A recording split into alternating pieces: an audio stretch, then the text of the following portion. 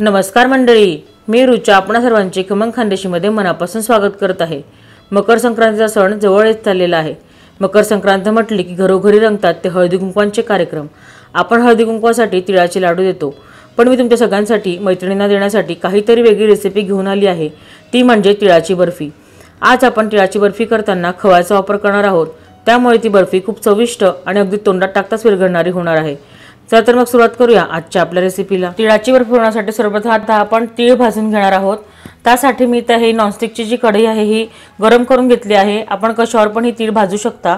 2 वाट्या आपण या ठिकाणी तीळ घेतलेली आहे। आपण ज्या वाटीचे माप घेणार असाल त्याच वाटीचे माप सर्व वस्तू मोजण्यासाठी आपल्याला या ठिकाणी ठेवायचं आहे।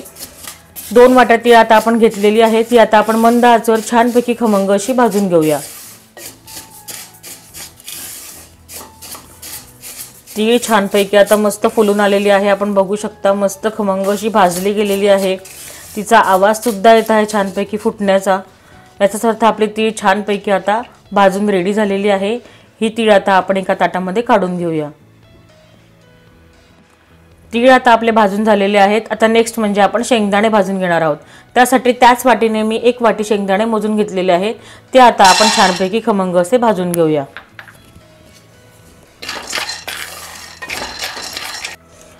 बघा, दाणे पण छानपैकी खरपूस असे भाजून रेडी झालेले आहेत आपले। आपण आता हे दाणे सुद्धा एका ताटामध्ये काढून घेणार आहोत आणि त्याची थंड झाल्यानंतर साल सुद्धा काढून घेणार आहोत। आता नेक्स्ट स्टेप म्हणजे आपण काय करणार आहोत, ही जी तीळ आहे आपण भाजून घेतलेली ही मिक्सरमध्ये आपण याची पूड तयार करून घेणार आहोत।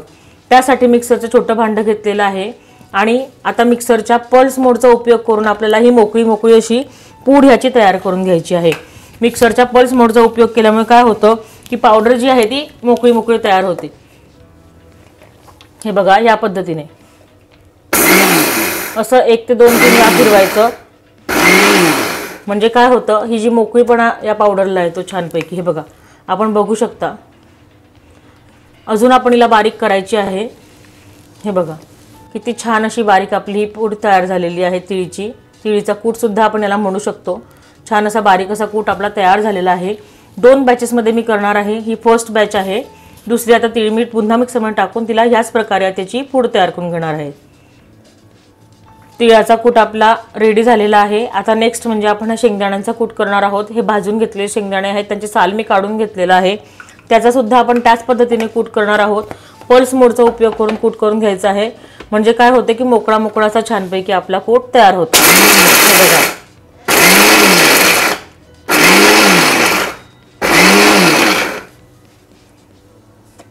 आपण बघून घेऊया।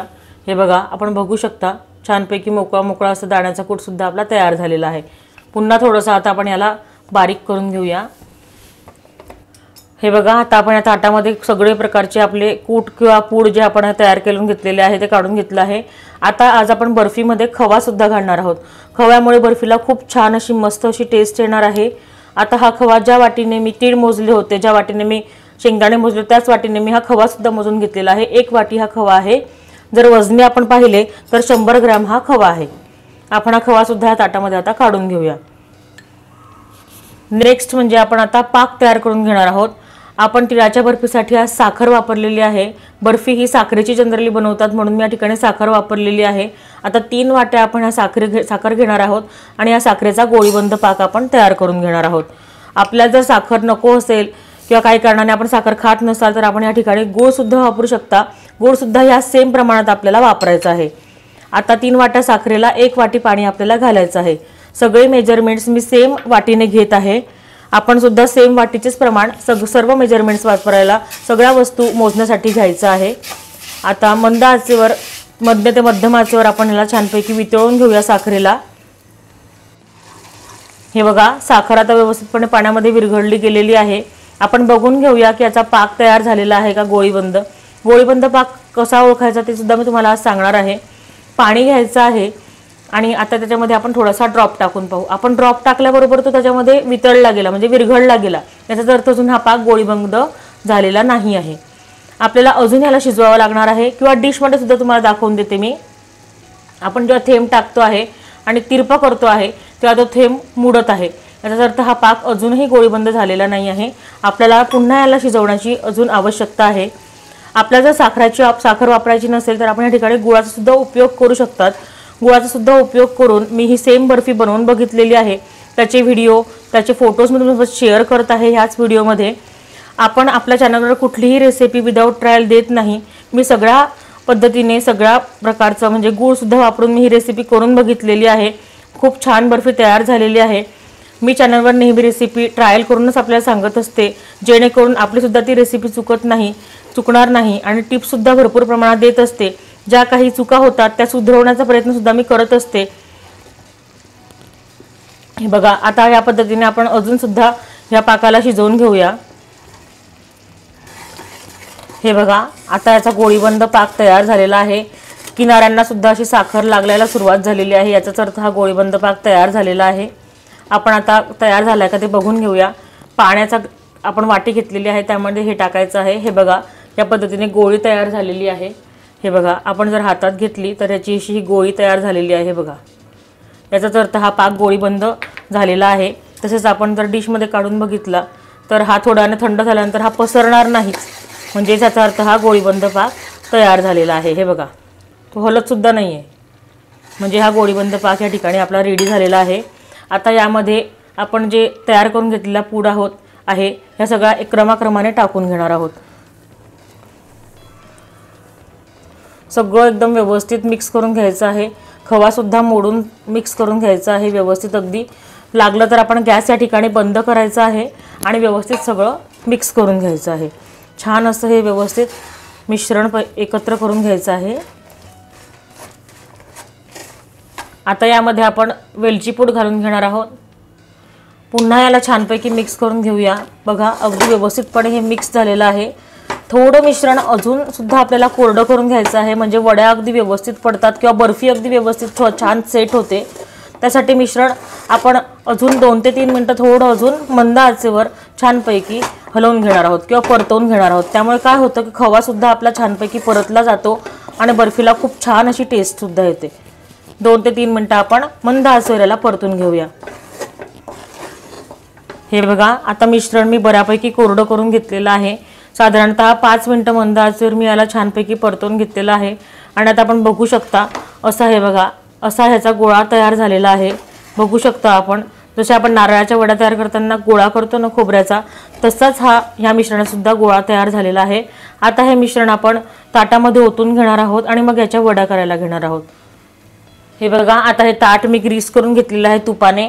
यामध्ये आता आपण जो आपला मिश्रणाचा गोळा आहे आपण हा टाकून घेणार आहोत आणि व्यवस्थितपणे, आता हा खूप गरम आहे त्यामुळे आपण काय करणार आहोत की वाटीला खालच्या बाजूने तूप लावलेलं आहे। हे बघा, असं या पद्धतीने पसरवून घ्यायचं आहे तूप आणि मग ह्याला असं थापून घ्यायचं आहे। तुमच्या वड्या समजा तुम्हाला असं वाटलं की मिश्रण म्हणजे व्यवस्थित केलेलं आहे पण वड्या पडल्या नाही किंवा काही कारणाने त्या जमल्या नाही, तर आपण काय करायचं आहे, हे मिश्रण पुन्हा कढईमध्ये टाकायचं आहे। पुन्हा त्याला परतवून थोडंसं सुकट असं करून घ्यायचं आहे आणि मग त्याच्या आपण अशा पद्धतीने वड्या करायला घ्यायच्या आहे। ही त्यातली सुधारणा आहे। कधी कधी काय होतं की मिश्रण व्यवस्थित कोरडं होत नाही, त्यामुळे वड्या पडत नाही, त्या मलून पडतात किंवा लूज पडतात। त्यासाठी हा उपाय आहे। हे बघा, ह्या पद्धतीने व्यवस्थित सगळ्या दूर हे छानपैकी असं थापून घ्यायचं आहे। थोडंसं कोमटसर झालेलं आहे। तिळाच्या बर्फीचे जे मिश्रण आहे ते आता व्यवस्थितपणे मी ताटामध्ये एकसारखे पसरवून घेतलेले आहे। त्यावर आता आपण हा सुका खोबऱ्याचा किस करून घेतला आहे मी, असा व्यवस्थित बारीक पातळ असा तो छानपैकी पसरवून घेऊया, म्हणजे एक शोभा येईल आपल्या बर्फीला आणि छान सुद्धा लागेल। ही तिळाची बर्फी खूप मस्त लागते। तुम्ही सुद्धा मैत्रिणींनो जरूर ट्राय करून बघा। संक्रांतीच्या वेळेला तुमच्या सुद्धा मैत्रिणी तुमचं नक्कीच कौतुक करतील। इतकी छान ही वडी चवीला लागते। हे बघा, थोडं हलक्या हाताने आपण याला प्रेस करून घेऊया, म्हणजे हे त्याच्यावर सेट होईल। आता साधारणतः आपल्याला 1 तास तरी ह्या वड्यांना सेट होण्यासाठी बर्फीला सेट होण्यासाठी ठेवायचं आहे। अर्धा तास झालेला आहे आणि आता आपण ही तिळाची बर्फीला कट करून घेणार आहोत। अर्धा तास मध्ये आपल्याला कट करायचं आहे। याचे कारण असे की 1 तासामध्ये काय होतं की ही वडी किंवा ही बर्फी पूर्णपणे सेट होऊन जाते आणि त्यामुळे तिचे काप व्यवस्थित पडत नाहीत किंवा करता येत नाहीत। त्यासाठी अर्धा तास झाल्यानंतर आपल्याला हे काप करून घ्यायचे आहे। बघा व्यवस्थित अशी सेट झालेली आहे आपली बर्फी, खूप मस्त। हे बघा किती व्यवस्थितपणे आपले काप होत आहे। हे पिझ्झा कटर मी या ठिकाणी घेतलेले आहे, याच्या सहाय्याने मी काप करून घेत आहे। बघा आपण बघू शकता व्यवस्थितपणे असे चौकोनी असे काप मी करून घेतलेले आहे। आपल्याला हवा त्या आकाराचे काप आपण या ठिकाणी करू शकता। आता पुन्हा आपण अर्धा तास याला सेट होण्यासाठी ठेवून देणार आहोत। अर्धा तास अगोदर झालेला आहे, आता नंतरचा पुन्हा अर्धा तास आपण ह्या बाजूला ठेवून घेणार आहोत। अर्धा तास झालेला आहे आणि आता आपण बघू शकता तिळाची बर्फी बघा आपली किती छानपैकी सेट झालेली आहे। रंग देखील खूप छान आलेला आहे आपल्या बर्फीला, चव देखील खूपच छान लागते, खूप मस्त लागते। आता 1 तास झालेला आहे। तुमची जर या ठिकाणी बर्फी सेट झाली नसेल किंवा अजून थोडंसं अर्धा तास थांबल्यानंतर सुद्धा ती सेट होत नसेल तर या ठिकाणी आपल्याला काय करायचं आहे, हे जे मिश्रण आहे हे पुन्हा कढईमध्ये टाकायचं आहे। त्याला स्लो गॅसवर पुन्हा थोडंसं कोरडं करून घ्यायचं आहे परतवून, आणि मग त्याच्यानंतर ताटामध्ये पुन्हा थापून मग त्याची बर्फी करायला घ्यायची आहे। आता आपली बर्फी या ठिकाणी व्यवस्थितपणे सेट झालेली आहे। मी तुम्हाला ही बर्फी काढून दाखवते। हे बघा, हे बघा पुन्हा एक बर्फी तुम्हाला काढून दाखवते, किती छानपैकी निघत आहे। आपण बघू शकता अगदी छानपैकी मस्त त्याचे काप सुद्धा पडलेले आहेत। मी तुम्हाला तोडून दाखवते। बघा टेक्स्चर बघा, खूप मस्त लागते ही बर्फी।